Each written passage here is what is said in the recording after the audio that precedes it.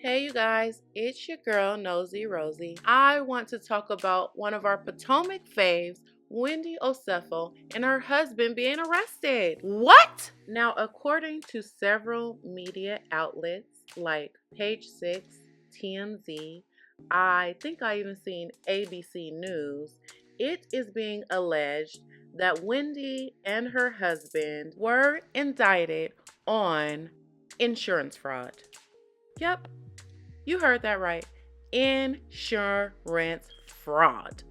Now, before we get into that, I think that it is equally important and, in my opinion, fair to kind of give you all a background for those of you who don't know on the background of these two. They are well accomplished, but as you know, there is always a little smoke with a piece of mirror. I'll get back to that in a scamming second. After doing a little research, I learned that Wendy was born in Nigeria and moved to the United States with her Igbo family at the age of 3. Now, Wendy Osefo has an impressive academic and professional background. She received her bachelor's in political science from Temple University, a master's in government from Johns Hopkins University, an MSc in public affairs, and a PhD in public affairs and community development. So, as we can see, our girl Wendy, our Potomac fave, is not only intelligent, but she has achieved a lot. Now, I tried to do a little research on Eddie, and unfortunately, it kept prompting me back to Wendy, but I was able to see that Wendy's husband has put in work as well.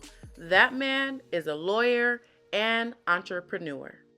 Now, according to many sources all over the place, Wendy had filmed, I guess, an episode of Wife Swap, and due to these allegations or the arrest, Bravo decided to put a pause on the rollout of the episode that Wendy was starring in. Now, a rep for Wendy apparently told TMZ, quote, Dr. Wendy Osefo and her husband, Edward Osefo, are back home safely with their family and in good spirits.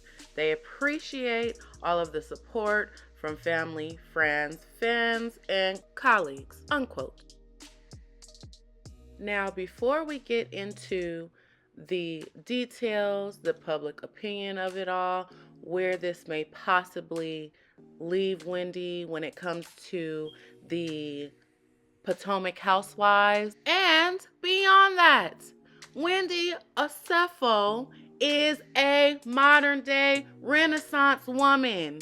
This is not just a reality star. This woman is beyond the surface of what we normally see on these reality television shows. Not only does she have a respectable educational background, but she is also a professor now providing education for others. She is a career woman with entrepreneurial activities. She is a mother and a wife. We have seen her on news stations giving commentary, speaking up for our important causes. Personally, I believe in reserving judgment. She has been indicted. She has not been convicted. So regardless of what's alleged, I am going to give Wendy the benefit of the doubt. And I'm not going to lie, I'm a little biased because I like her. I personally think there are not too many people that you can look up to, like on our television screen, and think, oh, damn, like I would want to be like her. And if I'm being very honest, I'd have to say that this is a little disappointing. It is. I really hope that it is an unfounded accusation. I do. Because if they are found guilty, either of them, this can come with jail time, like real jail time. So right now they're facing a total of 16 charges, including 7 felony charges and a misdemeanor charge for making a false statement again to officers, which is alleged.